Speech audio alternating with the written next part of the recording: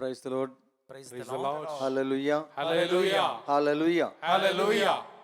പ്രിയമുള്ളവരെയും നമുക്ക് ദൈവത്തെ സ്തുതിച്ച് മഹത്വപ്പെടുത്താം.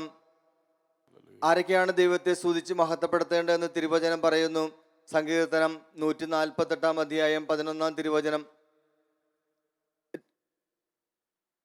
ഭൂമിയിലെ രാജാക്കന്മാരും ജനതകളും പ്രഭുക്കന്മാരും ഭരണാധികാരികളും യുവാക്കളും കന്യകമാരും വൃദ്ധരും കുഞ്ഞുമക്കളും ദൈവത്തെ സ്തുതിച്ച് ആരാധിക്കണം.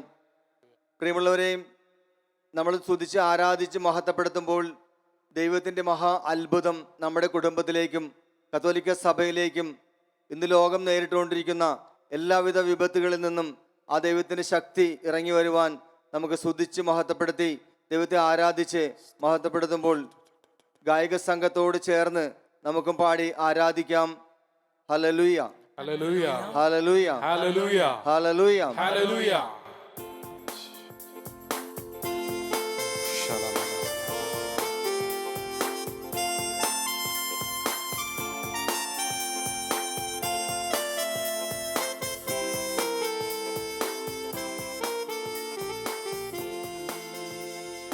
നീങ്ങിപ്പോയി എൻ്റെ ഭാരങ്ങൾ, മാറിപ്പോയി എൻ്റെ ശാപങ്ങൾ, സൗഖ്യമായി എൻ്റെ രോഗങ്ങൾ യേശുവിൻ നാമത്തിൽ.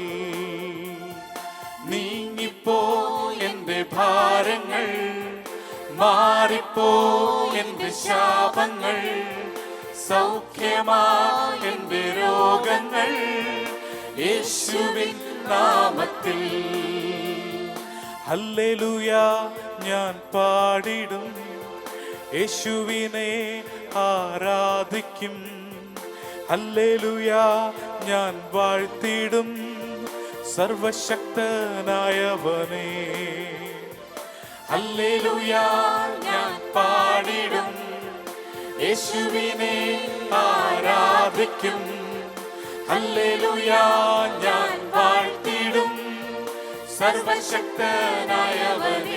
നീങ്ങിപ്പോയി നീങ്ങിപ്പോയി എൻ്റെ ഭാരങ്ങൾ, മാറിപ്പോയി എൻ്റെ ശാപങ്ങൾ, സൗഖ്യമായി എൻ്റെ രോഗങ്ങൾ യേശുവിൻ നാമത്തിൽ. യേശുവിൻ നാമത്തിൽ, യേശുവിൻ നാമത്തിൽ. ഹല്ലേലൂയ. ആരാധന കർത്താവേ, കാൽവരിയിൽ ചിന്തിയ അമൂല്യമായ രക്തത്താൽ ഞങ്ങളെ പൊതിയണമേ. കാൽവരിയിൽ ഒഴുകിയ അങ്ങേ അമൂല്യമായ രക്തത്താൽ ഞങ്ങളെ ശുദ്ധിയുള്ളവരാക്കണമേ. ഹല്ലേലൂയ. ഒന്ന് ചേർന്ന് കർത്താവിനെ ആരാധിക്കട്ടെ. വലിയൊരു വിടുതലിനായി, വലിയൊരു സൗഖ്യത്തിനായി ഒന്ന് ചേർന്ന്, കുടുംബം ഒന്ന് ചേർന്ന് ദൈവത്തെ ആരാധിക്കട്ടെ. പുതിയ വാതിലുകൾ തുറക്കപ്പെടുവാൻ, അനുഗ്രഹത്തിന്റെ കവാടങ്ങൾ നമ്മുടെ ശിരസിന് മീതെ തുറക്കപ്പെടുവാൻ ഒന്ന് ചേർന്ന് ആരാധിക്കാം. ഹല്ലേലൂയ, ഹല്ലേലൂയ, ഹല്ലേലൂയ, ഹല്ലേലൂയ. യേശുവേ നന്ദി, നന്ദി, നന്ദി, നന്ദി, നന്ദി. ഹല്ലേലൂയ, ഹല്ലേലൂയ, ഹല്ലേലൂയ, ഹല്ലേലൂയ, ഹല്ലേലൂയ. യേശുവേ നന്ദി. ഹല്ലേലൂയ, ഹല്ലേലൂയ, ഹല്ലേലൂയ. Oh glory, glory, glory, glory, glory, glory. കർത്താവേ സ്തുതിക്കുന്നു, സ്തുതിക്കുന്നു, സ്തുതിക്കുന്നു. Hallelujah, hallelujah, hallelujah. നീങ്ങിപ്പോ എൻ്റെ ഭാരങ്ങൾ,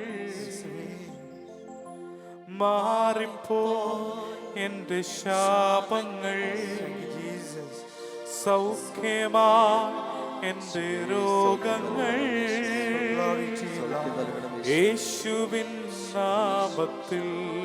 ചേർന്ന് പാടാം വിശ്വാസത്തോടെ. നീങ്ങിപ്പോ എൻ്റെ ഭാരങ്ങൾ, മാറിപ്പോ എൻ്റെ ശാപങ്ങൾ, സൗഖ്യമാ എൻ്റെ രോഗങ്ങൾ യേശുവിൻ നാമത്തിൽ. യേശുവിൻ നാമത്തിൽ. Praise the Lord. Hallelujah, hallelujah, hallelujah. അപ്പോസ്തല പ്രവർത്തനം 16 അധ്യായം 31 തിരുവചനം. കർത്താവായ യേശു ക്രിസ്തുവിൽ വിശ്വസിക്കുക, നീയും നിന്റെ കുടുംബവും രക്ഷ പ്രാപിക്കും. ഈ വചനത്തിൽ വിശ്വസിച്ചുകൊണ്ട് ഇന്നത്തെ എല്ലാ ശുശ്രൂഷകളെയും ദൈവാത്മാവിന്റെ കരങ്ങളിൽ കൊടുത്തുകൊണ്ട് നമ്മുടെ ഓരോ കുടുംബങ്ങളിലെയും എല്ലാ അംഗങ്ങളെയും സമർപ്പിച്ചുകൊണ്ട് ആത്മാവിന്റെ ശക്തി നിറയുവാൻ വേണ്ടി പ്രാർത്ഥിക്കാം നമുക്ക്. ഹല്ലേലൂയ.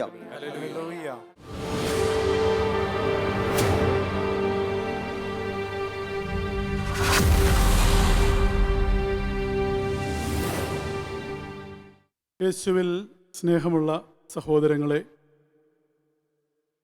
KRLC-BC പ്രൊക്ലമേഷൻ കമ്മീഷനും ഷാലോം ടെലിവിഷനും സംയുക്തമായി ആത്മീയ പോരാട്ടം എന്ന പേരിൽ നടത്തുന്ന വചനവിചിന്തന പരമ്പരയിൽ ഇന്ന് നാം ചിന്തിക്കുന്ന വിഷയം നീതിയുടെ കവചം എന്നതാണ്. ഈ വചന ശുശ്രൂഷയിലേക്ക് പ്രവേശിക്കുമ്പോൾ വചനം ശ്രവിക്കുവാനും ഗ്രഹിക്കുവാനും തദനുസാരം നമ്മളുടെ ജീവിതങ്ങളെ ക്രമപ്പെടുത്തുവാനും ദൈവം നമ്മെ സഹായിക്കുന്നതിന് അവിടുത്തെ പരിശുദ്ധാത്മാവ് നമ്മളുടെ മേൽ ഇറങ്ങി വരുവാനും നമ്മുടെ ബുദ്ധിയെയും മനസ്സിനെയും പ്രകാശിപ്പിക്കുവാനും ആത്മാർത്ഥമായി നമുക്കൊന്ന് പ്രാർത്ഥിക്കാം. ഒരു നിമിഷം കണ്ണുകളടച്ച് ഹൃദയങ്ങൾ ദൈവത്തിങ്കിലേക്ക് ഉയർത്തി അവിടുത്തെ അഭിഷേകത്തിനായി വചനം പങ്കുവയ്ക്കുന്ന എനിക്ക് വേണ്ടിയും ഈ വചനം ശ്രവിക്കുന്ന എല്ലാ ദൈവമക്കൾക്ക് വേണ്ടിയും നമുക്കൊന്ന് പ്രാർത്ഥിക്കാം.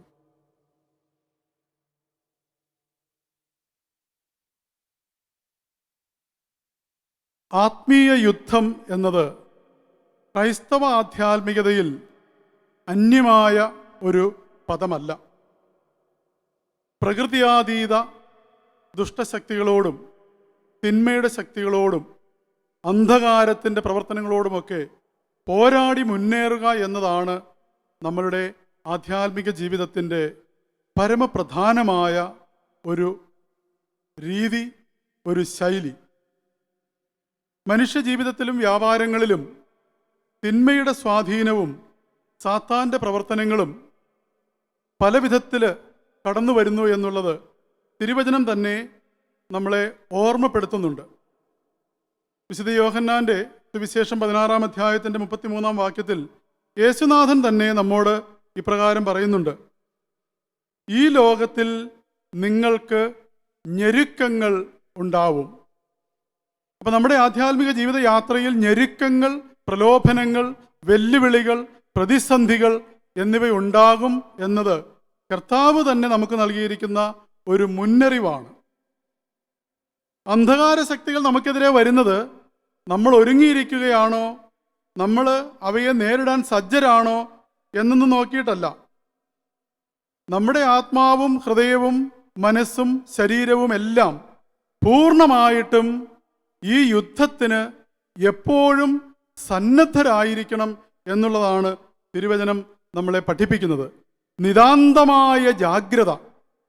ഒരു ക്രിസ്തുവിശ്വാസിയെ സംബന്ധിച്ചിടത്തോളം ആധ്യാത്മിക ജീവിതം എന്നത് നിതാന്തമായ ജാഗ്രതയാണ്. ഇത് നമ്മൾ തിരുവചനത്തിൽ വിശുദ്ധ പത്രോസ് അപ്പോസ്തലന്റെ 1-ാം ലേഖനം 5-ാം അധ്യായത്തിൻ്റെ 8-ാം തിരുവചനത്തിൽ നാം വായിക്കുന്നുണ്ട്: ശത്രുവായ പിശാച് ആരെ വിഴുങ്ങേണ്ടു എന്നറിയാതെ അലറുന്ന സിംഹത്തെ പോലെ അലഞ്ഞു നടക്കുകയാണ്. അപ്പോൾ അവൻ നിരന്തരമായിട്ട് ജാഗരൂകതയോടുകൂടെ ഓടി നടക്കുമ്പോൾ നമ്മളെങ്ങനെയാണ് നിസ്സംഗരായിരിക്കുക? അപ്പം ദൈവമക്കള് ഈ ശത്രുവായ പിശാചിൻ്റെ ആക്രമണങ്ങളെ നേരിടുവാൻ തക്കവണ്ണം നിരന്തരം ജാഗ്രതയുള്ളവരായിരിക്കണമെന്ന് തിരുവചനം നമ്മളെ പഠിപ്പിക്കുകയാണ്. ശത്രുവിൻ്റെ ആക്രമണം വരുന്നത് ചിലപ്പോൾ നമ്മൾ കാണണമെന്നില്ല, നമ്മൾ അറിയണമെന്നില്ല, നമ്മൾ ചിലപ്പോൾ മറന്നു പോവുകയും ചെയ്യാം. പക്ഷേ ശത്രു എപ്പോഴും ജാഗരൂകനാണ്. ഈ ഒരു സത്യം നമ്മൾ ഹൃദയത്തിൽ സൂക്ഷിക്കുക. ഈ ഒരു പശ്ചാത്തലത്തിൽ ഈ ആത്മീയ യുദ്ധം അല്ലെങ്കിൽ ആത്മീയ പോരാട്ടം, നമ്മൾ ആത്മീയ പോരാട്ടത്തിലാണ്, അല്ലെങ്കിൽ നമ്മളുടെ ജീവിതത്തിൽ ഇതുപോലെ തിന്മയുടെ ശക്തികൾ പ്രവർത്തിക്കുന്നുണ്ട്, അവയോട് നമ്മൾ മല്ലിടുകയാണ് എന്ന് നമ്മൾ എങ്ങനെ തിരിച്ചറിയും? 5 കാര്യങ്ങൾ ഈ തിരിച്ചറിവിനായിട്ട് നമ്മുടെ മുമ്പിലേക്ക് നമുക്ക് വയ്ക്കുവാനായിട്ട് സാധിക്കും. വചനത്തിൻ്റെ അടിസ്ഥാനത്തിൽ തന്നെ നമ്മൾ ജോബിൻ്റെ പുസ്തകം 1ഉം 2ഉം അധ്യായങ്ങൾ മുഴുവൻ, ആ അധ്യായങ്ങൾ മുഴുവൻ വായിക്കുമ്പോൾ നമുക്കറിയാം ഈ ഒരു സത്യം അവിടെ തെളിഞ്ഞു വരികയാണ്. അപ്രതീക്ഷിതമായി ജീവിതത്തിലുണ്ടാകുന്ന വലിയ തകർച്ചകൾ, നഷ്ടങ്ങൾ, പരീക്ഷണങ്ങൾ, ഇതൊക്കെ നമ്മൾ ആത്മീയ യുദ്ധത്തിലാണ് നമുക്കെതിരെ തിന്മയുടെ ശക്തികൾ ആഞ്ഞടിക്കുന്നു എന്നുള്ളതിൻ്റെ ഒന്നാമത്തെ ഒരു തെളിവാണ്. ജോബിൻ്റെ പുസ്തകത്തിൽ അതാണ് നമ്മൾ കാണുക. ജോബിൻ്റെ ജീവിതം, വളരെ സമ്പന്നനായ ജോബ്, ദൈവത്തിൻ്റെയും മനുഷ്യരുടെയും മുമ്പിൽ പ്രീതി നിറഞ്ഞവനായിരുന്ന ജോബ്, എല്ലാവർക്കും മാതൃകാപരമായി ജീവിച്ചിരുന്ന ജോബ്, പൊടുന്നനവേ ഒരു അടയാളവുമില്ലാതെ, ഒരു മുന്നറിവുമില്ലാതെ അവൻ്റെ ജീവിതത്തിൽ തകർച്ചകൾ തുടങ്ങുകയാണ്. അവൻ്റെ ആടുമാടുകളും കന്നുകാലികളും ഒക്കെ നിന്ന നിപ്പിൽ ചത്തുവീഴുന്നു. അവൻ്റെ മക്കള് നഷ്ടപ്പെടുന്നു. അവസാനം അവൻ്റെ ശരീരം തന്നെ ചീഞ്ഞഴുകാൻ തുടങ്ങുന്നു. അവൻ്റെ പ്രിയപ്പെട്ട ഭാര്യ പോലും അവന് അപ്പം ഇങ്ങനെ അവൻ്റെ ജീവിതത്തിൽ അപ്രതീക്ഷിതമായ തകർച്ചകളുടെ ഒരു പരമ്പരയാണ് കാണുക. പക്ഷെ നമുക്കറിയാം, പിന്നീട് തുടർന്ന് അങ്ങോട്ട് വായിക്കുമ്പോൾ നമ്മൾ ജോബിൻ്റെ പുസ്തകത്തിൽ വായിക്കുന്നുണ്ട്, ദൈവം അറിയാതെയല്ല ഇതൊന്നും സംഭവിച്ചത്, ദൈവം അനുവദിച്ച് കൊടുത്തത് തന്നെയാണ്. അപ്പം ഇത് തന്നെയാണ് നമ്മളുടെ ജീവിതത്തിലും ഒന്നാമത്തെ സന്ദേശം എന്ന് പറയുന്നത്. നമ്മൾ ആത്മീയ യുദ്ധത്തിലാണോ എന്ന് തിരിച്ചറിയുന്നതിൻ്റെ ഒന്നാമത്തെ കാര്യം, അപ്രതീക്ഷിതമായി നമ്മുടെ ജീവിതത്തിൽ എന്തെങ്കിലുമൊക്കെ സംഭവിക്കുമ്പോൾ, നമ്മുടെയൊക്കെ ഓരോരുത്തരുടെയും ജീവിതത്തിൽ നമുക്ക് തിരിഞ്ഞു നോക്കിയാൽ എത്രയോ അനുഭവങ്ങൾ ഇതുപോലെയുണ്ട്. അപ്പോൾ അവിടെ നമ്മൾ തിരിച്ചറിയേണ്ട ഒരു കാര്യം, ദൈവം അറിയാതെയല്ല, ദൈവം അനുവദിച്ച് എൻ്റെ ജീവിതത്തിൽ ചില പരീക്ഷണങ്ങൾ കടന്നു വരികയാണ്. എന്നാലോ നമ്മുടെ ജീവിതത്തിലുണ്ടാകുന്ന എല്ലാ പ്രശ്നങ്ങളും, എല്ലാ പ്രയാസങ്ങളും തിന്മയുടെ സ്വാധീനമോ പിശാചിൻ്റെ പ്രവർത്തനമോ ആണ് എന്ന് നമ്മൾ വിചാരിക്കേണ്ട കാര്യമില്ല. ഇത് ഒരു അടയാളം മാത്രമാണ്. രണ്ടാമതായിട്ട്, ആത്മീയ യുദ്ധത്തിലാണ് നമ്മളെന്ന് തിരിച്ചറിയുന്ന രണ്ടാമത്തെ ഒരു കാര്യം, ശാരീരികമായ അപകടങ്ങൾ, മാറാത്ത രോഗങ്ങൾ, ഭീകരമായ നഷ്ടങ്ങൾ, ഇങ്ങനെയൊക്കെയുള്ള കാര്യങ്ങൾ, ഇത് നമ്മളുടെ ജീവിതത്തിൽ ഉണ്ടാവുന്നതാണ് പലപ്പോഴും. അവയും, ഞാൻ വീണ്ടും പറയുന്നു, എല്ലാ രോഗങ്ങളും അല്ലെങ്കിൽ ഇങ്ങനെ ഉണ്ടാകുന്ന എല്ലാ കാര്യങ്ങളും പിശാചിൻ്റെ പ്രലോഭനമാണെന്നോ അല്ലെങ്കിൽ പിശാചിൻ്റെ പ്രവൃത്തിയാണെന്നോ നമ്മൾ വിചാരിക്കേണ്ട കാര്യമില്ല. പക്ഷേ അങ്ങനെയും ആവാം. സാത്താൻ്റെ പ്രവൃത്തി മൂലം നമ്മളുടെ ജീവിതത്തിൽ ഇത്തരത്തിലുള്ള പ്രശ്നങ്ങൾ, പ്രയാസങ്ങൾ, തകർച്ചകൾ ഉണ്ടാവാം. നമ്മൾ വിശുദ്ധ യോഹന്നാൻ്റെ സുവിശേഷം 10-ാം അധ്യായത്തിൻ്റെ 10-ാം വാക്യം നമുക്കൊന്ന് കേൾക്കാം. മോഷ്ടിക്കുവാനും കൊല്ലുവാനും നശിപ്പിക്കുവാനാണ് കള്ളൻ വരുന്നത്. ഞാൻ വന്നിരിക്കുന്നത് അവർക്ക് ജീവൻ ഉണ്ടാകുവാനും അത് സമൃദ്ധമായി ഉണ്ടാകുവാനുമാണ്. ശത്രു വരുന്നത്, പിശാച് വരുന്നത് എന്തിനു വേണ്ടിയാണ്? മോഷ്ടിക്കുവാനും കൊല്ലാനും നശിപ്പിക്കുവാനുമാണ്.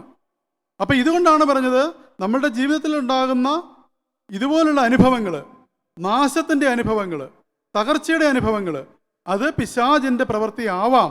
കർത്താവ് തന്നെ പറഞ്ഞതാണ്, ശത്രു വരുന്നത് ഇതൊക്കെ ചെയ്യാൻ വേണ്ടിയാണ്, കൊന്നുകളയാനാണ്, നശിപ്പിക്കാനാണ്, നഷ്ടപ്പെടുത്താനാണ്.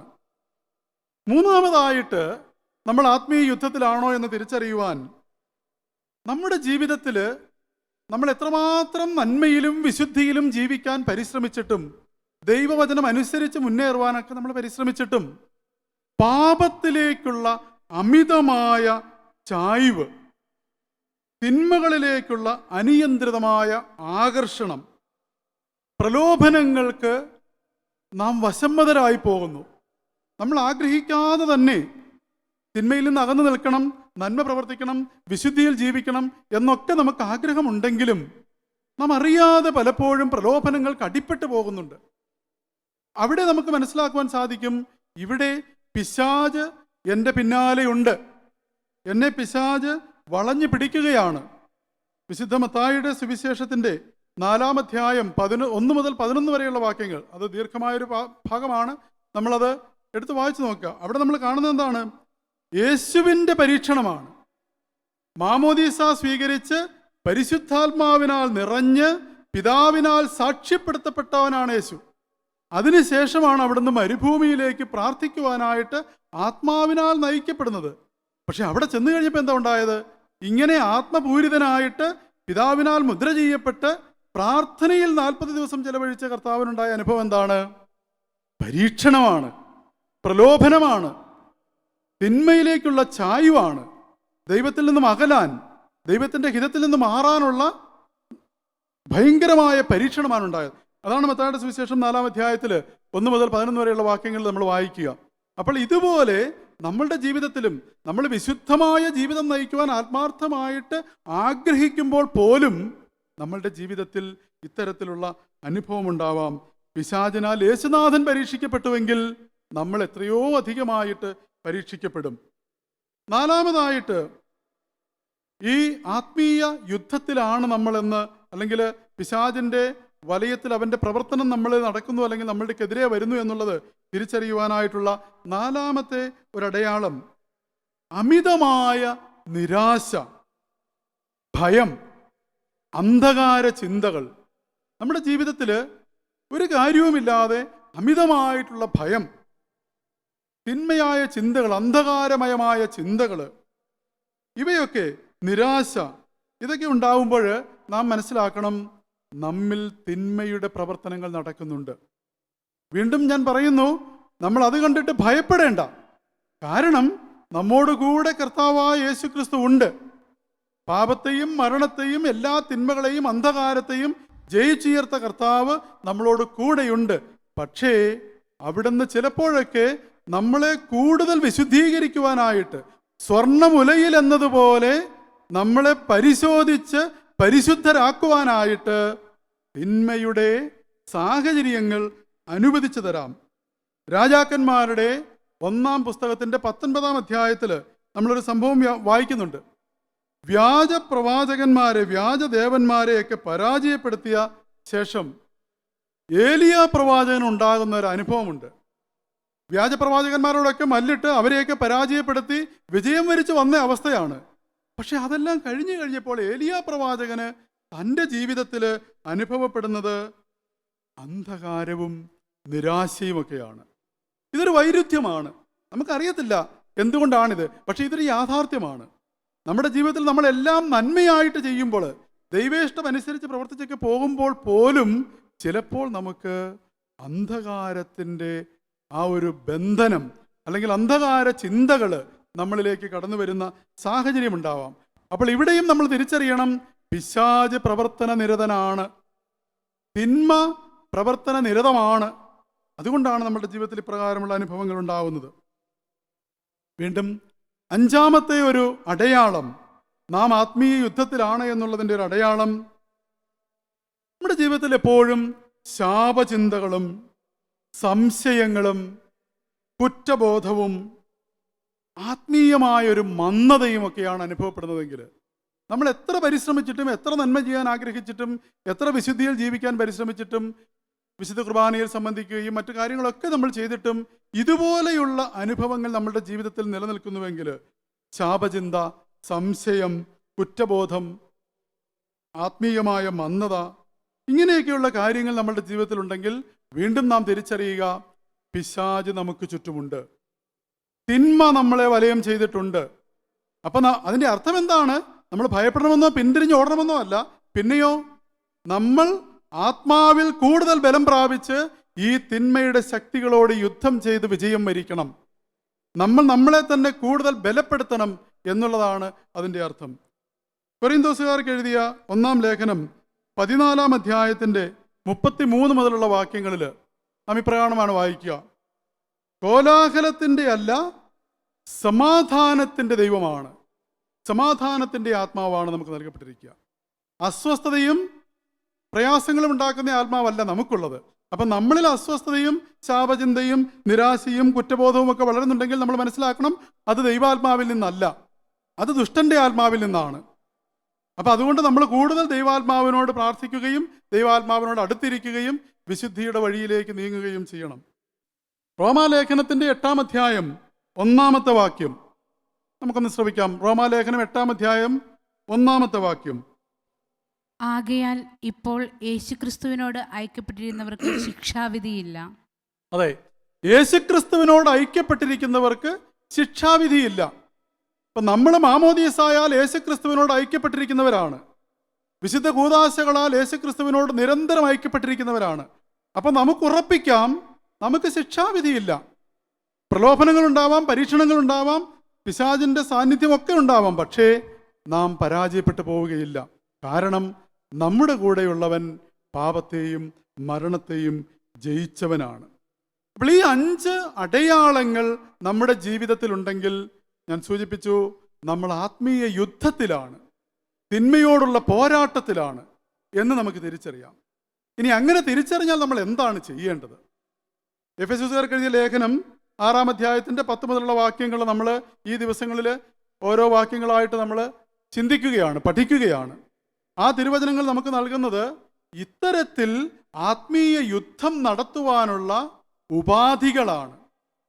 ഒരു യുദ്ധത്തിൽ ഏർപ്പെടുന്ന ഒരു പടയാളി അവൻ അതിനു വേണ്ട കോപ്പ് കൂട്ടുന്നത് നമുക്കറിയാം. പടച്ചട്ടയും ചിര കവചവും മറ്റ് ആയുധങ്ങളുമൊക്കെ ധരിച്ചിട്ടാണ് ഒരുവൻ യുദ്ധത്തിന് പുറപ്പെടുന്നത്. ഇന്ന് ആധുനിക കാലത്തെ യുദ്ധത്തിന് ആധുനികമായിട്ടുള്ള ആയുധങ്ങളാണ്. പക്ഷേ ഏത് യുദ്ധത്തിലാണെങ്കിലും ആയുധങ്ങൾ ആവശ്യമാണ്. അപ്പം നമ്മുടെ ജീവിതത്തിൽ ഇതുപോലെ തിന്മയുടെ അന്ധകാരത്തിൻ്റെ ശക്തികളോട് നമ്മൾ പോരാടുമ്പോൾ നമുക്ക് പല ആയുധങ്ങൾ, ഏതാണ്ട് 7 ആയുധങ്ങൾ ഈ എഫെസ്യ ലേഖനത്തിൻ്റെ 6-ാം അധ്യായം 10 മുതൽ 18 വരെയുള്ള വചനങ്ങളിൽ കർത്താവ് നമുക്ക് നൽകുന്നുണ്ട്. അതിൽ ഇന്ന് നമ്മൾ ചിന്തിക്കുന്നത് നീതിയുടെ കവചത്തെക്കുറിച്ചാണ്.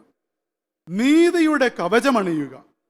എന്താണ് ഈ കവചം എന്ന് പറഞ്ഞാൽ, ഇവിടെ പൗലോസ്ലീഹ അവതരിപ്പിക്കുന്നത് ഒരു റോമൻ പടയാളിയുടെ ചിത്രത്തിൽ നിന്നുകൊണ്ടാണ്. അപ്പോൾ ഇവിടെ കവചം എന്ന് പറയുന്നത് പടച്ചട്ടയാണ്. പടച്ചട്ട അണിഞ്ഞിട്ടാണ് യുദ്ധത്തിന് പുറപ്പെടുന്നത്. അപ്പം നീതിയുടെ പടച്ചട്ട അണിയുക. ഒരു വിശ്വാസി നീതിയുടെ പടച്ചട്ട അണിഞ്ഞു വേണം ആത്മീയ യുദ്ധത്തിന് പുറപ്പെടുവാനായിട്ട്. അപ്പം അവിടെ റോമാലേഖനത്തിൽ നമ്മൾ 3, 4, 5, 6 അധ്യായങ്ങളിൽ വായിക്കുന്നുണ്ടിത്. കർത്താവ് തുടർച്ചയായിട്ട് ഈ ആത്മീയ സംരക്ഷണത്തെക്കുറിച്ച് അവിടെ നമുക്ക് പറഞ്ഞു തരികയാണ്. ഒരു വിശ്വാസിക്ക് ദൈവം നൽകുന്ന സംരക്ഷണമാണ് ഈ ആത്മീയ കവചം എന്ന് പറയുന്നത്, നീതിയുടെ കവചം എന്ന് പറയുന്നത്. പക്ഷേ നമ്മളവിടെ വായിക്കുന്നൊരു കാര്യം, റോമാലേഖനത്തിൽ വായിക്കുന്നൊരു കാര്യം, ആരും നീതിമാന്മാരല്ല, നമ്മൾ ആരും നീതിമാന്മാരല്ല. എന്നാലോ ക്രിസ്തുവിനാൽ നീതീകരിക്കപ്പെട്ടവരാണ് നമ്മൾ. നമുക്ക് സ്വന്തമായിട്ട് നീതിയില്ല. സ്വന്തമായിട്ടുള്ളത് പാപവും പാപത്തിലേക്കുള്ള ചായ്വുമാണ്. ആദി പാപം മൂലം നാം എല്ലാം പാപത്തിന് വിധേയപ്പെട്ടു പോയവരാണ്. അതുകൊണ്ട് തന്നെ നാം ആരും സ്വയം നീതീകരിക്കപ്പെട്ടവരല്ല, ആരും നീതിമാന്മാരല്ല, ഒരുവൻ പോലും നീതീകരിക്കപ്പെട്ടവനില്ല. പിന്നെയോ യേശുക്രിസ്തുവിൻ്റെ നീതിയാണ് നമ്മുടെ നീതി. യേശു നമ്മളെ നീതീകരിച്ചു. തൻ്റെ കുരിശിൽ തൻ്റെ രക്തത്താൽ അവൻ നമ്മുടെ പാപങ്ങൾക്ക് പരിഹാരം ചെയ്ത് നമ്മളെ നീതീകരിച്ചു. 106-ാം സങ്കീർത്തനം 3-ാം തിരുവചനം നാം ഇപ്രകാരം വായിക്കുന്നു: ന്യായം പാലിക്കുകയും നീതി പ്രവർത്തിക്കുകയും ചെയ്യുന്നവർ ഭാഗ്യവാന്മാർ. ന്യായം പാലിക്കുകയും നീതി പ്രവർത്തിക്കുകയും ചെയ്യുന്നവർ ഭാഗ്യവാന്മാർ. അപ്പം നീതിയുടെ കവചം എന്ന് നമ്മൾ പറയുമ്പോൾ തിരുവചനത്തിലുടനീളം പഴയ നിയമത്തിലും പുതിയ നിയമത്തിലും ഈ നീതിപ്രകാരമായ ജീവിതം, നീതിനിഷ്ഠമായ ജീവിതം ദൈവമക്കളുടെ മുഖമുദ്രയാണ് എന്ന് അവതരിപ്പിക്കുകയാണ്. സങ്കീർത്തകൻ പറയുന്നത് ന്യായം പാലിക്കുകയും നീതി പ്രവർത്തിക്കുകയും ചെയ്യുന്നവർ ഭാഗ്യവാന്മാർ, അവർ തിന്മയെ അതിജീവിക്കും. അപ്പം നമ്മുടെ ജീവിതത്തിൽ നമ്മൾ സാത്താനെതിരായി, തിന്മയ്ക്കെതിരായി പോരാടുമ്പോൾ നമ്മുടെ കവചം എന്താണ്? നീതിയുടെ കവചം, നീതിപൂർണമായ ജീവിതം. അതാണ് നമ്മുടെ കവചം എന്ന് പറയുന്നത്. വീണ്ടും നമുക്കറിയാം, ഈ കവചം എന്ന് പറഞ്ഞാൽ എന്താണ്? ആക്രമണങ്ങളെ ചെറുക്കുവാനായിട്ടാണ്. നമുക്കെതിരെ അമ്പെയ്ത് വന്നാൽ അല്ലെങ്കിൽ മറ്റെന്തെങ്കിലും ആയുധം കൊണ്ട് നമ്മളെ ആക്രമിച്ചാൽ നമ്മളുടെ ശരീരത്തെ സംരക്ഷിക്കുവാനായിട്ടാണ് കവചമണിയുന്നത്. അപ്പം ഇതുപോലെ നീതി എന്ന് പറയുന്നത് ഒരു കവചമാണ്. എന്തിൻ്റെ കവചമാണ്? മറ്റെല്ലാ നന്മകളെയും നമ്മളൊരു കവചം അണിഞ്ഞു കഴിയുമ്പോൾ നമുക്കറിയാം, പടച്ചട്ട ഇട്ട് കഴിഞ്ഞാൽ നമ്മുടെ പ്രധാനപ്പെട്ട ശരീരത്തിൻ്റെ പ്രധാനപ്പെട്ട അവയവങ്ങളെയെല്ലാം, പ്രത്യേകിച്ച് നമ്മുടെ ഹൃദയം, നമ്മുടെ കരള്, ഇങ്ങനെയൊക്കെയുള്ള നമ്മുടെ പ്രധാനപ്പെട്ട അവയവങ്ങളെയെല്ലാം ഈ കവചം, ഈ പടച്ചട്ട സംരക്ഷിക്കുകയാണ്. അപ്പം ഇതുപോലെ നീതിയാകുന്ന കവചം നമ്മൾ അണിഞ്ഞു കഴിയുമ്പോൾ നമ്മളിലുള്ള മറ്റെല്ലാ നന്മകളെയും ഈ കവചം സംരക്ഷിക്കുകയാണ്, പരിപാലിക്കുകയാണ്. അപ്പം ദൈവത്തോടും മനുഷ്യരോടും നമ്മുടെ ബന്ധം നീതിപൂർവകമാണോ? പഴയ നിയമത്തിൽ നോഹയെക്കുറിച്ച് നമ്മൾ വായിക്കുന്നുണ്ട്. നോഹയെക്കുറിച്ച് പറയുന്നത് എന്താണ്? വിശുദ്ധ പത്രോസ് തന്റെ ലേഖനത്തിൽ നോഹയെക്കുറിച്ച് പറയുന്നുണ്ട്. എന്താണ്?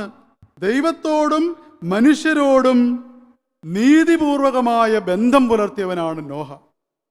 അപ്പോൾ ഒരുവൻ നീതിയുടെ കവചം അണിയുക എന്ന് പറഞ്ഞാൽ അതിൻ്റെ അർത്ഥം വാസ്തവത്തിൽ ദൈവത്തോടുള്ള നമ്മുടെ ബന്ധം, അതിൽ നിന്നും മനുഷ്യരോടുള്ള നമ്മുടെ ബന്ധം, ഇത് രണ്ടും നീതിപൂർവകമായിരിക്കണം. അപ്പോൾ അത്തരത്തിലുള്ളൊരു ബന്ധത്തിലാണോ നമ്മൾ വളരുന്നത് എന്ന് നമ്മൾ ചിന്തിക്കുക. നീതി എന്നത് മറ്റൊരർത്ഥത്തിൽ പറഞ്ഞാൽ ദൈവത്തിൻ്റെ സ്വഭാവമാണ് നീതി. ദൈവത്തിൻ്റെ സ്വഭാവമാണ് നീതി. അപ്പോൾ മനുഷ്യരെ സംബന്ധിച്ചിടത്തോളം ധാർമ്മികമായ പ്രവൃത്തി അല്ലെങ്കിൽ മാനുഷിക നീതി എന്ന് പറയുന്നത് നമുക്കറിയാം, ഒരുവൻ അർഹിക്കുന്ന സമയത്ത് അർഹിക്കുന്ന അളവിൽ കൊടുക്കുക എന്നുള്ളതാണ് മാനുഷിക നീതി. അത് വളരെ താഴ്ന്ന തലത്തിലുള്ള നീതിയുടെ ഒരു മാനദണ്ഡമാണ്. അത് മാനുഷികമായ മാനദണ്ഡമാണ്. എന്നാലോ ദൈവീക നീതി എന്ന് പറയുന്നത് മനുഷ്യൻ്റെ ചിന്തകളെയും മനുഷ്യൻ്റെ പ്രവൃത്തികളെയും ഒക്കെ അതിലംഘിക്കുന്ന തരത്തിലുള്ള നീതിയാണ്. അപ്പം അതുകൊണ്ട് നമ്മളെ സംബന്ധിച്ചിടത്തോളം വെറും ധാർമ്മികമോ നീതിനിഷ്ഠമോ ആയ ഒരു ജീവിത ശൈലിയാണ് ഇതെങ്കിൽ ദൈവത്തിൻ്റെ സ്വഭാവത്തിലുള്ള പങ്കാളിത്തമാണ് ക്രൈസ്തവന്റെ നീതി. നമ്മൾ ലേവ്യരുടെ പുസ്തകത്തിൽ 19-ാം അധ്യായം 36-ാമത്തെ വാക്യത്തിൽ ഒരു ഉപദേശം ഇസ്രായേൽ ജനത്തിന് ദൈവം കൊടുക്കുന്നുണ്ട്. എന്താണ്? കട്ടിയും തുലാസുമൊക്കെ നീതിപൂർവകമായിരിക്കണം. എന്ന് വെച്ചാൽ നിങ്ങളുടെ വ്യാപാരങ്ങളിൽ, നിങ്ങൾ അനുദിനം ചെയ്യുന്ന നിങ്ങളുടെ പ്രവൃത്തികളിൽ നീതി പുലർത്തണം, അന്യായം കാണിക്കരുത്, ആരെയും വഞ്ചിക്കരുത്, വാക്കിലോ പ്രവൃത്തിയിലോ അന്യായം പ്രവർത്തിക്കരുത്. ഇതാണ് നീതിപൂർവകമായിട്ടുള്ള ജീവിതമെന്ന് തിരുവചനം നമ്മോട് പറയുകയാണ്. 1-ാമത്തെ സങ്കീർത്തനത്തിൻ്റെ 6-ാമത്തെ വാക്യത്തിലും ഈ സന്ദേശം തന്നെയാണ് നമുക്ക് നൽകുക. കർത്താവ് നീതിമാന്റെ മാർഗം അറിയുന്നു. ഇപ്പം നമ്മൾ നീതിമാനാണോ ഇല്ലയോ എന്നുള്ളത് നമ്മളല്ല അളക്കേണ്ടത്. നമ്മൾ നീതിയുടെ കവചം അണിഞ്ഞിട്ടുണ്ടോ, നീതിപൂർവമാണോ നമ്മൾ പ്രവർത്തിക്കുന്നത്, നമ്മൾ നീതിമാന്മാരാണോ എന്ന് അളക്കേണ്ടത് നമ്മളല്ല, മറ്റു മനുഷ്യരല്ല, പ്രത്യുത നീതിമാനായ ദൈവമാണ്. കാരണം ദൈവം ഒരുവൻ മാത്രമാണ് നീതിമാൻ. അവൻ്റെ നീതിയിലാണ് നമ്മൾ പങ്കുചേരുന്നത്. സുഭാഷിതങ്ങളുടെ പുസ്തകം 8-ാം അധ്യായം 20-ാമത്തെ വാക്യം ഇതാ പറയുക: ഞാൻ നീതിയുടെ മാർഗത്തിലും ന്യായത്തിൻ്റെ പാതകളിലും ചരിക്കുന്നു. ഞാൻ നീതിയുടെ മാർഗത്തിലും ന്യായത്തിൻ്റെ പാതയിലും ചരിക്കുന്നു. അപ്പം നമുക്ക് നമ്മെ തന്നെ നോക്കിക്കൊണ്ട്, നമ്മളുടെ ജീവിതത്തെ നോക്കിക്കൊണ്ട് ആത്മധൈര്യത്തോടെ ഇത് പറയുവാൻ നമുക്ക് സാധിക്കുമോ? ഞാൻ നീതിയുടെ മാർഗത്തിലും ന്യായത്തിൻ്റെ പാതയിലും ചരിക്കുന്നവനാണോ? അങ്ങനെയാണെങ്കിലേ നമുക്ക് നീതിയുടെ കവചമണിഞ്ഞ് ആത്മീയ പോരാട്ടത്തിൽ മുന്നേറുവാനും വിജയം നേടുവാനും സാധിക്കുകയുള്ളൂ. നമ്മൾ ഈ വർഷം പരിശുദ്ധ ഫ്രാൻസിസ് പാപ്പ വിശുദ്ധ യൗസേ പിതാവിൻ്റെ വർഷമായിട്ട് പ്രഖ്യാപിച്ചിരിക്കുകയാണല്ലോ. നമ്മൾ മാനുഷിക നീതിയെക്കുറിച്ചും ദൈവിക നീതിയെക്കുറിച്ചും പറഞ്ഞു. തിരുവചനത്തിൽ യൗസേപ്പിനെ കുറിച്ച് അധികമൊന്നും പറഞ്ഞിട്ടില്ല, അധികമൊന്നും എഴുതി വച്ചിട്ടില്ല. വളരെ മിനിമം കാര്യങ്ങൾ, വളരെ കുറച്ച് കാര്യം മാത്രമേ വിശുദ്ധ യൗസേ പിതാവിനെ കുറിച്ച് തിരുവചനത്തിൽ പറയുന്നുള്ളൂ. അതിലേറ്റവും മനോഹരമായ ഒരു വാക്യം ഇതാണ്: യൗസേപ്പ് നീതിമാനായിരുന്നു. യൗസേപ്പ് നീതിമാനായിരുന്നു. അതിനാൽ അവൻ തൻ്റെ ഭാര്യയായ മറിയത്തെ അപമാനവിധേയയാക്കുവാൻ ആഗ്രഹിച്ചില്ല. പ്രിയമുള്ളവരെ, 2 യൗസേപ്പുമാർ നമുക്കറിയാം. പഴയ നിയമത്തിൽ പൂർവ്വ യൗസേപ്പുണ്ട്. പൂർവ്വ യൗസേപ്പിൻ്റെ ചരിത്രമൊക്കെ നമുക്കറിയാം. അവൻ്റെ സഹോദരന്മാർ അവനോട് ചെയ്തതൊക്കെ അന്യായമായിരുന്നു, അനീതിയായിരുന്നു. പക്ഷേ അവൻ അവൻ്റെ സഹോദരങ്ങളോട് തിരിച്ചു ചെയ്തതോ ആ അന്യായത്തിന് അന്യായം പ്രവർത്തിക്കുകയല്ല ചെയ്തത്, അനീതിക്ക് അനീതി പ്രവർത്തിക്കുകയല്ല ചെയ്തത്. പ്രത്യുത അവർക്ക് നീതി കൊടുത്തുകൊണ്ട്, അവരർഹിക്കുന്നതിലും അധികമായിട്ടുള്ള അനുഗ്രഹം കൊടുത്തുകൊണ്ട്, ക്ഷാമകാലത്ത് അവരെയും അവരുടെ കുടുംബങ്ങളെയും സംരക്ഷിച്ചുകൊണ്ടാണ് പൂർവ്വ യൗസേപ്പ് നീതി പ്രകടിപ്പിച്ചത്. അപ്പൊ അർഹിക്കുന്നത് മാത്രം കൊടുക്കുന്നതല്ല നീതി, ക്രൈസ്തവ നീതി. അത് ദൈവനീതിയിലുള്ള പങ്കാളിത്തമാണ്. അർഹിക്കുന്നതിലും അധികമായത് കൊടുക്കുവാൻ, അർഹിക്കാത്ത സമയത്ത് കൊടുക്കുവാൻ, അർഹിക്കാത്ത രീതിയിൽ കൊടുക്കുവാൻ നമുക്ക് സാധിക്കുമോ? എളുപ്പമല്ല. അത് തീർച്ചയായിട്ടും എളുപ്പമല്ല. പക്ഷേ പൂർവ്വ യൗസേപ്പും പുതിയ നിയമത്തിലെ യൗസേപ്പും വിശുദ്ധ യൗസേപ്പ് പിതാവും നമുക്ക് നൽകുന്ന മാതൃകയാണ്.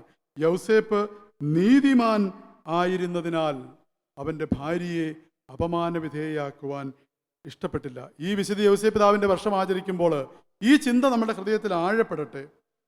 നമ്മൾ ഈ ആത്മീയ യുദ്ധത്തിൽ മുന്നേറുവാനായിട്ട് നമുക്ക് എങ്ങനെ വിജയിക്കുവാനായിട്ട് സാധിക്കും? നമുക്ക് ആത്മീയ യുദ്ധം വിജയിക്കുവാനായിട്ട് 7 ഉറപ്പുകളാണ് ദൈവം നൽകിയിരിക്കുന്നത് ഈ ആത്മീയ യുദ്ധത്തിൽ വിജയം പ്രാപിക്കുവാനായിട്ട്. ഒന്നാമതായിട്ട് അപ്പസ്തോല പ്രവർത്തനങ്ങളിൽ 1-ാം അധ്യായത്തിൻ്റെ 8-ാം വാക്യം നമുക്ക് ശ്രവിക്കാം. അപ്പോസ്തല പ്രവർത്തനങ്ങൾ 1-ാം അധ്യായത്തിൻ്റെ 8-ാം വാക്യം. എന്നാൽ പരിശുദ്ധാത്മാവ് നിങ്ങളുടെ മേൽ വന്നു കഴിയുമ്പോൾ നിങ്ങൾ ശക്തി പ്രാപിക്കും. ജെറുസലേമിലും യൂദാ മുഴുവനിലും സമരിയായാലും ഭൂമിയുടെ അതിർത്തികൾ വരെയും നിങ്ങൾ എനിക്ക് സാക്ഷികളായിരിക്കുകയും ചെയ്യും. അതെ, പരിശുദ്ധാത്മാവ് നിങ്ങളുടെ മേൽ വന്നു കഴിയുമ്പോൾ നിങ്ങൾ ശക്തി പ്രാപിക്കും. ഈ ശക്തി എന്ന് പറയുന്നത് എന്താണ്? കായബലമല്ല. പരിശുദ്ധാത്മാവ് വരുമ്പോഴത്തേക്ക് നമ്മളൊക്കെ ഇങ്ങനെ മസിൽ പെരുത്ത് കായബലമുള്ളവരാകുമെന്നല്ല അതിൻ്റെ അർത്ഥം. പിന്നെയോ ആത്മാവിൽ ബലപ്പെടും. എന്തിനാണ്? തിന്മയോട് പോരാടാൻ. ഈ നീതിയുടെ കവചമനുസരിച്ച് നീതിപൂർവകമായിട്ട് പെരുമാറുവാൻ ആത്മാവ് നമ്മളെ ശക്തിപ്പെടുത്തും. റോമാലേഖനത്തിൻ്റെ 8-ാം അധ്യായം 26-ാം വാക്യം. റോമാലേഖനം 8-ാം അധ്യായം 26-ാം വാക്യം. നമ്മുടെ ബലഹീനതയിൽ ആത്മാവ് നമ്മെ സഹായിക്കുന്നു. നമ്മുടെ ബലഹീനതയിൽ ആത്മാവ് നമ്മളെ സഹായിക്കും. അന്ധകാര ശക്തികൾ നമുക്കെതിരെ പോരാടുമ്പോൾ നമ്മൾ ഭയപ്പെടേണ്ട. കാരണം നമുക്ക് വേണ്ടി പോരാടുവാൻ പരിശുദ്ധാത്മാവിനെ നൽകപ്പെട്ടിട്ടുണ്ട്. കർത്താവിൻ്റെ വാഗ്ദാനമാണ്, മറ്റൊരു സഹായകനെ ഞാൻ നിങ്ങൾക്ക് നൽകും, ലോകാന്ത്യം വരെ നിങ്ങളോട് കൂടെ ആയിരിക്കുവാൻ പരിശുദ്ധാത്മാവിനെ നിങ്ങൾക്ക് ഞാൻ തരും. Praise the Lord. അപ്പോൾ പരിശുദ്ധാത്മാവാണ് നമ്മളെ നീതിപൂർവകമായിട്ട് ജീവിക്കുവാൻ സഹായിക്കുന്നത്. അപ്പോൾ ഒന്നാമത്തെ സഹായം പരിശുദ്ധാത്മാവാണ്. നമുക്കറിയാം, ഈ പരിശുദ്ധാത്മാവെന്ന് പറയുന്നത് പ്രപഞ്ച സൃഷ്ടി മുതൽ അങ്ങ് കാലാന്ത്യത്തോളം അനന്തമായിട്ട് നിലനിൽക്കുന്ന ദൈവത്തിൻ്റെ ആത്മാവ്, ദൈവത്തിൻ്റെ ശക്തി. ചെങ്കടലിനെ പിളർത്തിയവൻ, മുടന്തന് നടക്കുവാനുള്ള ശക്തി കൊടുത്തവൻ, അന്ധന് കാഴ്ച കൊടുത്തവൻ, ബന്ധിതനെ മോചിപ്പിച്ചവൻ, ഇങ്ങനെ നിരവധി അത്ഭുതങ്ങളിലൂടെയും അടയാളങ്ങളിലൂടെയും തൻ്റെ സാന്നിധ്യം വെളിപ്പെടുത്തിയ അതേ പരിശുദ്ധാത്മാവാണ് നമുക്കും മാമോദീസായിലും സ്ഥൈര്യലേപനത്തിലും മറ്റു കൂദാശകളിലുമായിട്ട് നൽകപ്പെട്ടിരിക്കുക. അപ്പോൾ ഈ പരിശുദ്ധാത്മാവാണ് തിന്മയോടുള്ള നമ്മുടെ യുദ്ധത്തിൽ, അന്ധകാര ശക്തികളോടുള്ള നമ്മുടെ പോരാട്ടത്തിൽ വിജയം വരിക്കുവാനുള്ള ഒന്നാമത്തെ സഹായം. രണ്ടാമത്തേത് എഫേസ്യ ലേഖനത്തിൻ്റെ 6-ാം അധ്യായം 10 മുതൽ 17 വരെയുള്ള വാക്യങ്ങൾ. നമ്മൾ ഈ ദിവസങ്ങളിൽ ചിന്തിക്കുന്ന, ചർച്ച ചെയ്യുന്ന ആ വചനഭാഗം, അവിടെ ആത്മീയ ആയുധങ്ങൾ എന്ന് പറഞ്ഞുകൊണ്ട് നമുക്ക് നൽകപ്പെട്ടിരിക്കുന്നത് എന്തൊക്കെയാണ്? സത്യം, നീതി, സമാധാനം, വിശ്വാസം, ദൈവികമായ രക്ഷ, ദൈവവചനം. ഇവയാണ് അന്ധകാര ശക്തികളെ അതിജീവിക്കുവാനായിട്ട് നമുക്ക് നൽകപ്പെട്ടിരിക്കുന്ന ആയുധങ്ങൾ. എഫേസ്യ ലേഖനം 6-ാം അധ്യായം 10 മുതലുള്ള 17 വരെയുള്ള തിരുവചനങ്ങളിൽ ഇത് പറയുന്നുണ്ട്. സത്യം, നീതി, സമാധാനം, വിശ്വാസം, രക്ഷ, ദൈവവചനം. ഇവ നമ്മുടെ ജീവിതത്തിൽ ഉണ്ടെങ്കിൽ തിന്മയുടെ ശക്തികൾക്ക് നമ്മളെ കീഴ്പ്പെടുത്തുവാനായിട്ട് സാധിക്കുകയില്ല, നമ്മളെ പരാജയപ്പെടുത്തുവാനായിട്ട് സാധിക്കുകയില്ല. അപ്പം രണ്ടാമത്തെ ആയുധം എന്ന് പറയുന്നത് ഈ സദ്ഗുണങ്ങളാണ്. പരിശുദ്ധാത്മാവാണ് ഒന്നാമത്തെ സഹായം. ആ പരിശുദ്ധാത്മാവ് നൽകുന്ന നന്മകൾ, ഈ പറഞ്ഞ കാര്യങ്ങൾ, സത്യം, നീതി, സമാധാനം തുടങ്ങിയ കാര്യങ്ങൾ, അവയാണ് രണ്ടാമതായിട്ട് നമ്മളുടെ സഹായം. മൂന്നാമതായിട്ട് തിന്മയെ അതിജീവിക്കുവാൻ നമുക്ക് നൽകപ്പെട്ടിരിക്കുന്ന സഹായം എഫേസ്യ ലേഖനത്തിൻ്റെ 6-ാം അധ്യായം 18-ാം വാക്യത്തിൽ പറയുന്നുണ്ട്. നിങ്ങൾ അപേക്ഷകളോടും യാചനകളോടും കൂടെ എല്ലാ സമയവും ആത്മാവിൽ പ്രാർത്ഥനാനിരതരായിരിക്കുവിൻ. എല്ലാ സമയവും ആത്മാവിൽ പ്രാർത്ഥനാനിരതരായിരിക്കുവിൻ. പ്രാർത്ഥനയാണ് മൂന്നാമത്തെ ആയുധം. നിരന്തരമായ പ്രാർത്ഥന, വല്ലപ്പോഴും പ്രാർത്ഥിക്കുന്നതല്ല, നിരന്തരമായ പ്രാർത്ഥനയാണ് നമ്മളുടെ ജീവിതത്തിൽ നമുക്ക് നൽകപ്പെട്ടിരിക്കുന്ന മൂന്നാമത്തെ ആയുധം എന്ന് പറയുന്നത്. നാലാമത്തെ ആയുധം എബ്രായ ലേഖനത്തിൻ്റെ 4-ാം അധ്യായം 12-ാം വചനത്തിൽ നമ്മൾ വായിക്കുന്നുണ്ട്. 4-ാം അധ്യായം 12-ാം വചനം ഹെബ്രായ ലേഖനത്തിൽ, സജീവവും ഊർജ്ജസ്വലവും ഇരുതല വാളിനേക്കാൾ മൂർച്ചയുള്ളതുമായ ഒരായുധം. എന്താണ് ആ ആയുധം? ദൈവവചനം. തിന്മയുടെ ശക്തിക്കെതിരെയുള്ള പോരാട്ടത്തിൽ നമുക്ക് നൽകപ്പെട്ടിരിക്കുന്ന 4-ാമത്തെ ആയുധം എന്ന് പറയുന്നത് ദൈവത്തിൻ്റെ വചനം. നിരന്തരമായിട്ട് ദൈവത്തിൻ്റെ വചനം വായിക്കുകയും ധ്യാനിക്കുകയും പ്രാർത്ഥിക്കുകയും ചെയ്യുന്നവന് അന്ധകാര ശക്തികളോട് വിജയം പ്രാപിക്കുവാനായിട്ട് സാധിക്കും. 5-ാമത്തെ ആയുധം എന്ന് പറയാവുന്നത്, അല്ലെങ്കിൽ 5-ാമത്തെ സഹായം, അന്ധകാര ശക്തികളോട് വിജയം വരിക്കുവാനുള്ള 5-ാമത്തെ ആയുധം എന്ന് പറയുന്നത് സ്തുതിയുടെ ജീവിതമാണ്. സ്തുതിയുടെ ജീവിതം. സ്തുതി, ദൈവസ്തുതി, ദൈവ ആരാധന, ദൈവസ്തുതി ശക്തമായ ആയുധമാണ്. നമ്മൾ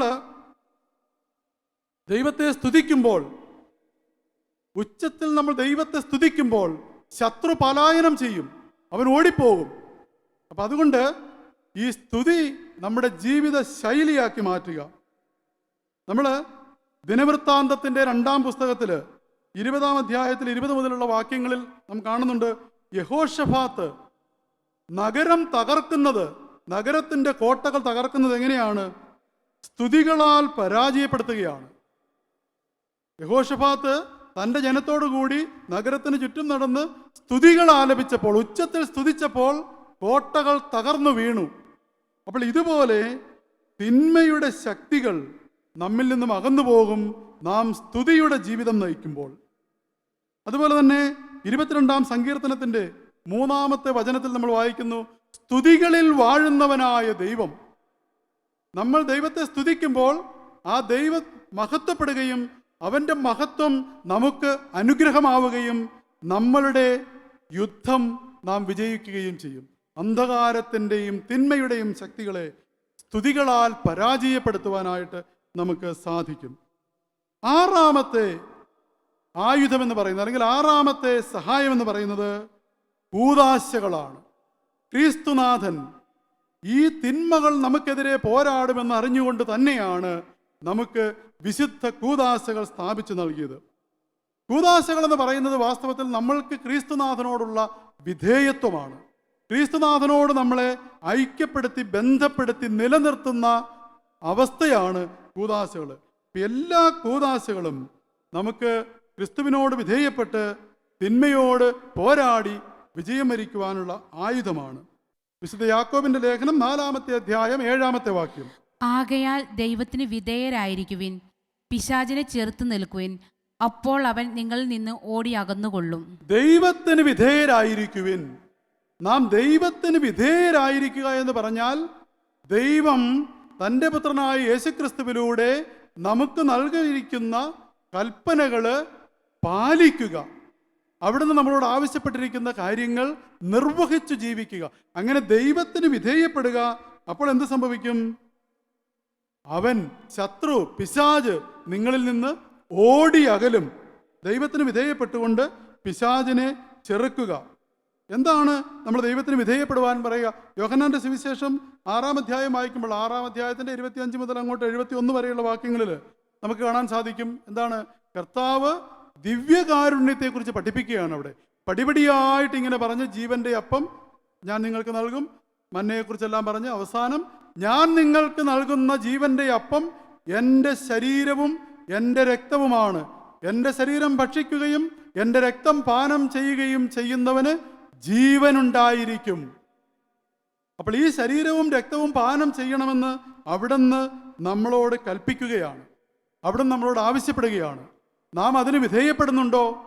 അപ്പോൾ ദിവ്യകാരുണ്യം സ്വീകരിച്ച് ആത്മാവിൽ ശക്തി പ്രാപിച്ച് തിന്മയോട് പോരാടുവാൻ കർത്താവ് നമ്മളോട് ആവശ്യപ്പെടുകയാണ്.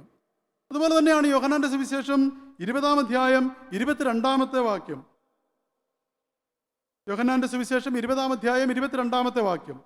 ഇത് പറഞ്ഞിട്ട് അവരുടെ മേൽ നിശ്വസിച്ചുകൊണ്ട് അവരോട് അരുളി ചെയ്തു, നിങ്ങൾ പരിശുദ്ധാത്മാവിനെ സ്വീകരിക്കുവിൻ. നിങ്ങൾ ആരുടെ പാപങ്ങൾ ക്ഷമിക്കുന്നുവോ അവ അവരോട് ക്ഷമിക്കപ്പെട്ടിരിക്കും. അതെ, പരിശുദ്ധാത്മാവിനെ സ്വീകരിച്ച് നിങ്ങൾ ആരുടെ പാപങ്ങൾ മോചിക്കുന്നുവോ അവ മോചിക്കപ്പെട്ടിരിക്കും. ആരുടെ പാപങ്ങൾ ബന്ധിക്കുന്നുവോ അവ ബന്ധിക്കപ്പെട്ടിരിക്കും.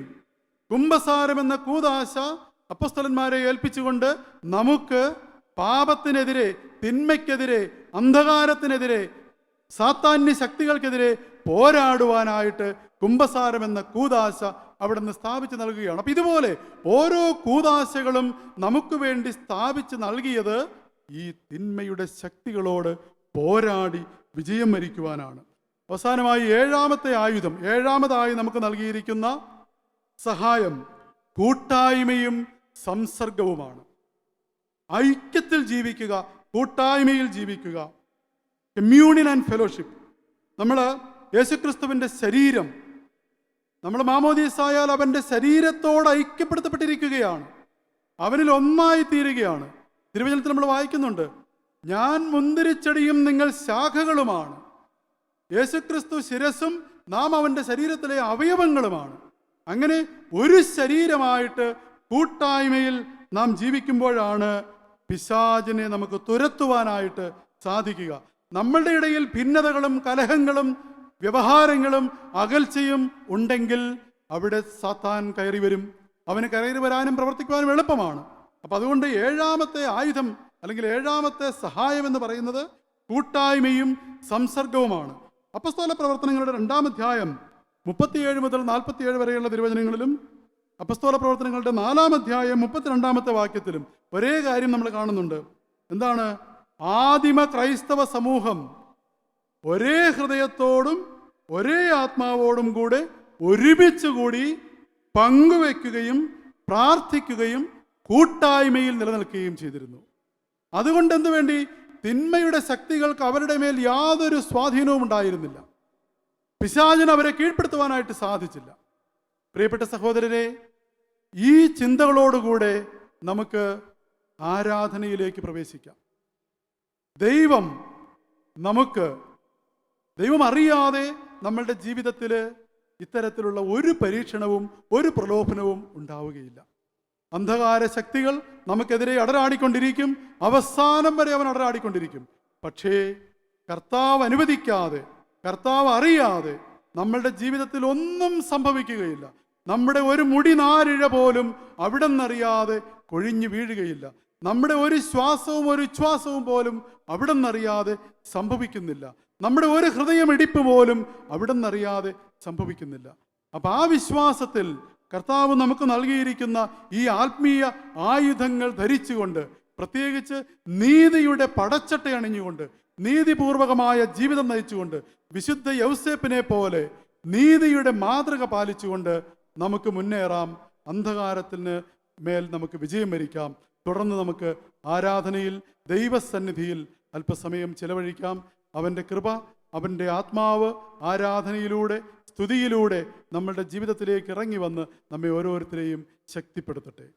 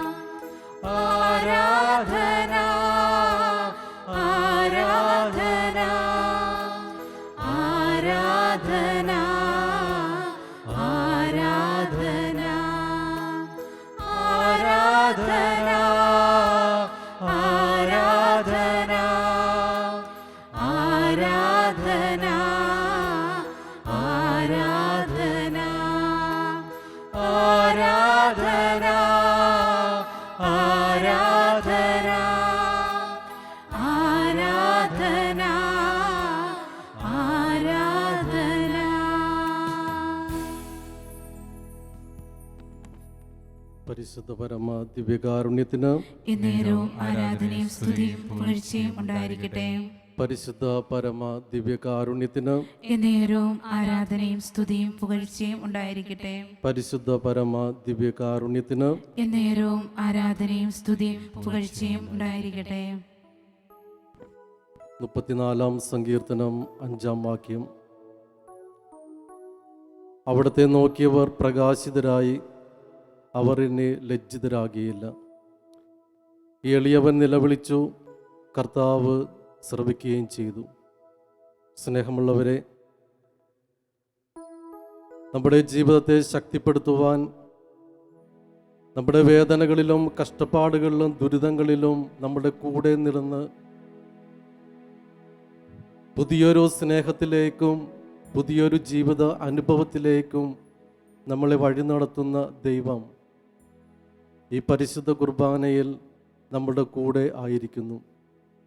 നമ്മളെ പൂർണ്ണമായി കർത്താവിൻ്റെ സന്നിധിയിൽ സമർപ്പിക്കാം. നമ്മുടെ ജീവിതത്തിലെ എല്ലാ മേഖലകളെയും ദൈവത്തെ സന്നിധിയിൽ സമർപ്പിക്കാം. ദൈവം നമുക്ക് നൽകിയ എല്ലാ അനുഗ്രഹങ്ങൾക്കും ഇപ്പോൾ നന്ദി പറയാം. കൃപയോടെ ഈ ആരാധനയുടെ നിമിഷം മറ്റെല്ലാ ചിന്തകളിൽ നിന്നും അകന്ന് ദൈവത്തോട് ചേർന്ന് നമ്മുടെ ജീവിതത്തെ പൂർണ്ണമായി സമർപ്പിച്ചുകൊണ്ട് നമുക്ക് കർത്താവിൻ്റെ സന്നിധിയിൽ ആയിരിക്കാം.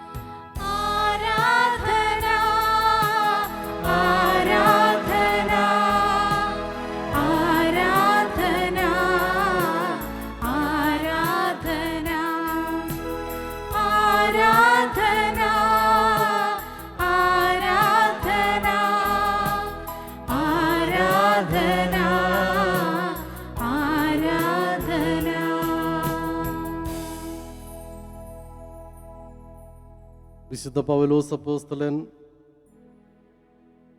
റോമാക്കാർക്ക് എഴുതിയ ലേഖനം 1-ാം അധ്യായം 19ഉം 20ഉം വാക്യങ്ങൾ. ദൈവത്തെക്കുറിച്ച് അറിയുവാൻ കഴിയുന്നതൊക്കെ ദൈവം അവർക്ക് വെളിപ്പെടുത്തിയിട്ടുണ്ട്. ലോകസൃഷ്ടിയുടെ ആരംഭം മുതൽ ദൈവത്തിൻ്റെ അദൃശ്യമായ പ്രകൃതി, അതായത് അവിടുത്തെ അനന്തശക്തിയും ദൈവത്വവും സൃഷ്ടവസ്തുക്കളിലൂടെ സ്പഷ്ടമായി ദൈവം മനുഷ്യന് വെളിപ്പെടുത്തിയിട്ടുണ്ട്. സ്നേഹമുള്ളവരെ, വിശുദ്ധ പൗലോസ് അപ്പോസ്തലൻ ഈ വചനത്തിലൂടെ നമ്മളെ ഉത്ബോധിപ്പിക്കുന്നത് ഈ സൃഷ്ടിയുടെ ആരംഭം മുതൽ മനുഷ്യചരിത്രത്തിൽ ദൈവം നടത്തുന്ന ഓരോ ഇടപെടലും തന്നെക്കുറിച്ചുള്ള വെളിപ്പെടുത്തലുകളാണ്. ദൈവം ഈ പ്രപഞ്ചത്തെ രൂപപ്പെടുത്തുന്നതും മനുഷ്യനെ മെനഞ്ഞ് തൻ്റെ രൂപത്തിലും സദൃശ്യത്തിലും രൂപപ്പെടുത്തുന്നതും മനുഷ്യനുമായിട്ട് ഉടമ്പടി ഉണ്ടാക്കുന്നതും മനുഷ്യന് കൽപ്പന നൽകുന്നതും എല്ലാം ദൈവം തൻ്റെ അദൃശ്യ പ്രകൃതി മനുഷ്യന് വെളിപ്പെടുത്തി കൊടുക്കുന്നതിൻ്റെ ഭാഗമായിട്ടായിരുന്നു.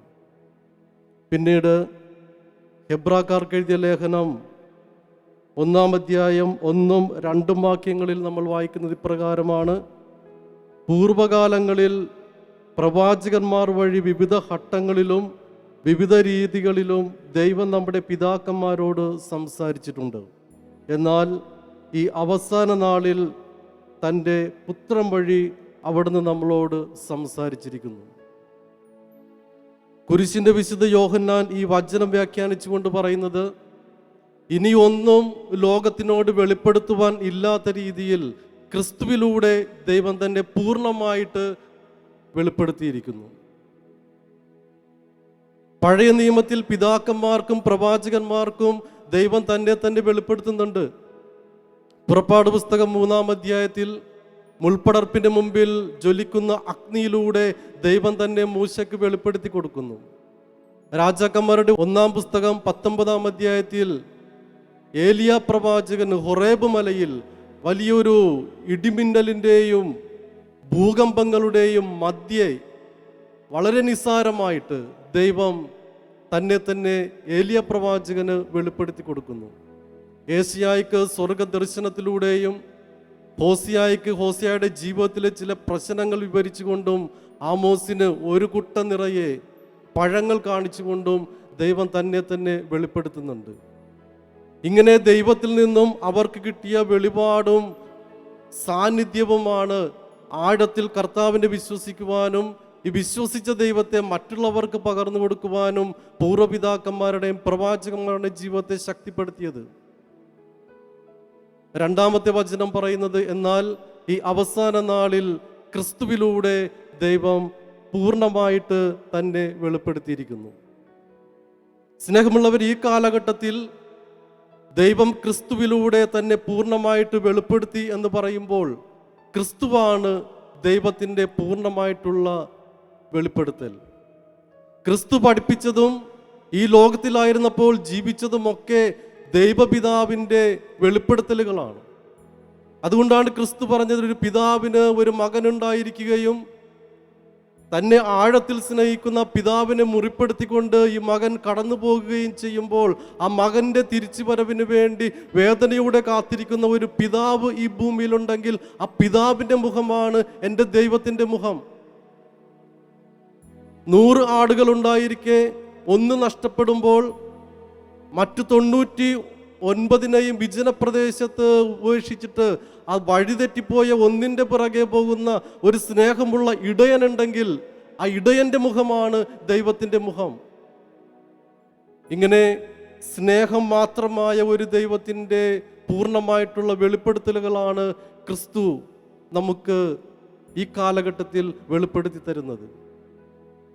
അതുകൊണ്ട് ഈ കാലഘട്ടത്തിൽ ലോകം ആഗ്രഹിക്കുന്ന ഒരു ദൈവത്തിൻ്റെ സാന്നിധ്യം, പ്രഘോഷണം എന്താണെന്ന് ചോദിച്ചെന്നാൽ തീർച്ചയായിട്ടും പൂർണ്ണമായിട്ടുള്ള ഒരു ക്രിസ്തുവിൻ്റെ ജീവിത അനുഭവം മറ്റുള്ളവരിലേക്ക് പകർന്നു കൊടുക്കുക എന്ന് തന്നെയാണ്.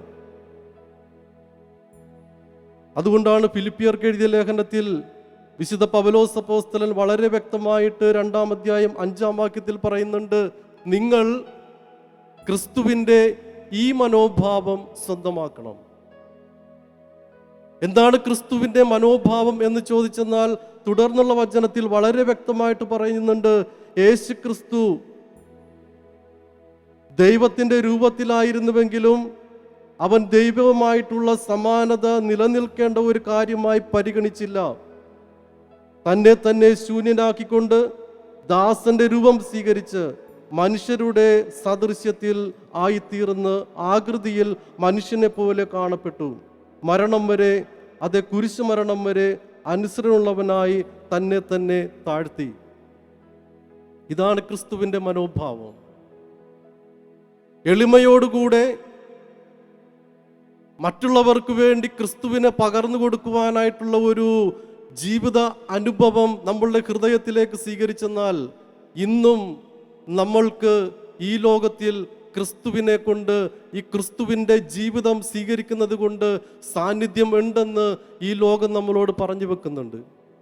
അതുകൊണ്ടാണ് യോഹന്നാന്റെ സുവിശേഷം 7-ാം അധ്യായത്തിൽ കർത്താവ് വളരെ വ്യക്തമായിട്ട് പറയുന്നുണ്ട്, ആർക്കെങ്കിലും ദാഹിക്കുന്നുവെങ്കിൽ അവൻ എൻ്റെ അടുക്കൽ വരട്ടെ, വിശ്വാസത്തോടു കൂടി എന്നെ സ്വീകരിക്കുന്നവൻ്റെ ഹൃദയത്തിൽ നിന്നും ജീവന്റെ സ്രോതസ് പുറപ്പെടും.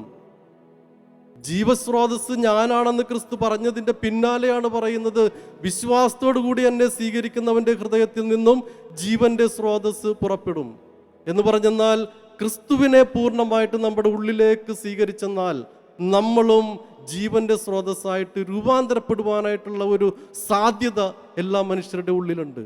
ആ ഒരു സാധ്യതയിലേക്കാണ് സ്നേഹമുള്ളവരെ ഈ കർത്താവ് നമ്മളെ ക്ഷണിക്കുന്നത്. അതുകൊണ്ട് നമുക്ക് നമ്മളെ തന്നെ പൂർണ്ണമായി എളിമയോടുകൂടെ കർത്താവിൻ്റെ സന്നിധിയിൽ സമർപ്പിച്ചുകൊണ്ട് പ്രാർത്ഥിക്കാം. ദൈവമേ, ഈ ഭൂമിയിലായിരുന്നപ്പോൾ നീ ഞങ്ങൾക്ക് നൽകിയ ഈ പിതാവിൻ്റെ സ്നേഹം, നിന്റെ പ്രകൃതി, നിന്റെ സ്വഭാവം, മറ്റുള്ളവരോട് നീ കാണിച്ച കാരുണ്യം, അതൊക്കെ ഹൃദയത്തിലേക്ക് സ്വീകരിച്ചുകൊണ്ട് ഒരു ജീവന്റെ സ്രോതസ്സായിട്ട് ഞങ്ങളെ തന്നെ രൂപാന്തരപ്പെടുത്തുവാൻ ഞങ്ങളെ നീ അനുഗ്രഹിക്കണമേ. കർത്താവിൻ്റെ അനുഗ്രഹത്തിനായി നമ്മളെ പൂർണ്ണമായി സമർപ്പിച്ച് നമ്മളുടെ ആവശ്യങ്ങൾക്ക് വേണ്ടി നമുക്ക് ആത്മാർത്ഥമായിട്ട് പ്രാർത്ഥിക്കാം.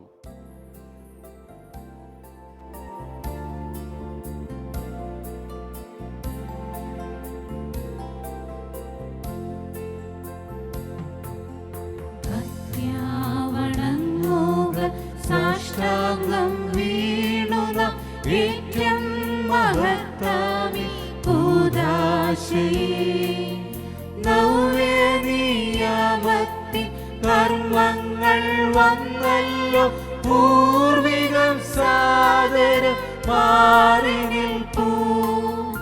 ഇന്ദ്രിയങ്ങൾ കേഴും പോരായ്മയൊക്കെയും തീർക്കുക വിശ്വാസ ദിവ്യദീപ്തി. ദൈവപിതാവിനും തന്നേകജാതനും സ്തോത്രമുണ്ടാകണം എന്നുമെന്നും. പാവനാത്മാവിനും ഔവികം നിസ്തുലം സ്തോത്രമുണ്ടാകണം നിത്യകാലം. സ്വസ്തിയും കീർത്തിയും ശക്തിയുമാർന്നെന്നും വാഴുക ത്രിത്വൈക ദൈവമാമേ. നമുക്ക് പ്രാർത്ഥിക്കാം. ദൈവമേ, അങ്ങയുടെ പീഡാനുഭവത്തിൻ്റെ സ്മാരകമായി വിസ്മയാവഹമായ കൂദാശ ഞങ്ങൾക്ക് നൽകിയല്ലോ.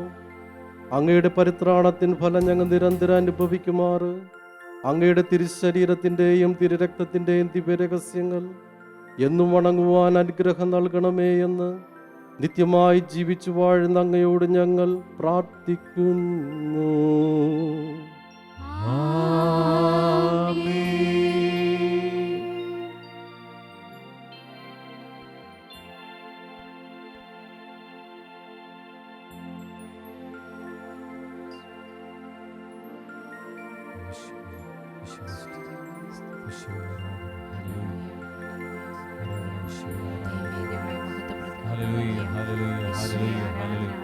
ദൈവപിതാവെ ആരാധിക്കുന്നു, വിശുകർത്താവെ അങ്ങേ ഒന്നീർന്നയെ സ്തുതിക്കുന്നു. രാജാതിരാജനായവനും സർവശക്തനായ മഹത്വപൂർണനായ ദൈവമേ, ഞങ്ങൾ ഒന്നീർന്നയെ ആരാധിക്കുന്നു. എല്ലാ പിതാക്കന്മാരുടെ ദൈവമേ, അങ്ങ് വാഴ്ത്തപ്പെട്ടവനാണ്. അങ്ങൊന്നും മഹത്വപ്പെടുകയും സ്തുതിക്കപ്പെടുകയും ചെയ്യട്ടെ. ഹല്ലേലൂയ. ആരാധന ദൈവമേ, ആരാധന, സ്തുതി, മഹത്വം. ഹല്ലേലൂയ, ഹല്ലേലൂയ, ഹല്ലേലൂയ, ഹല്ലേലൂയ. യേശുവേ നന്ദി, യേശുവേ സ്തുതി, യേശുവേ ആരാധന, യേശുവേ മഹത്വം. ഹല്ലേലൂയ.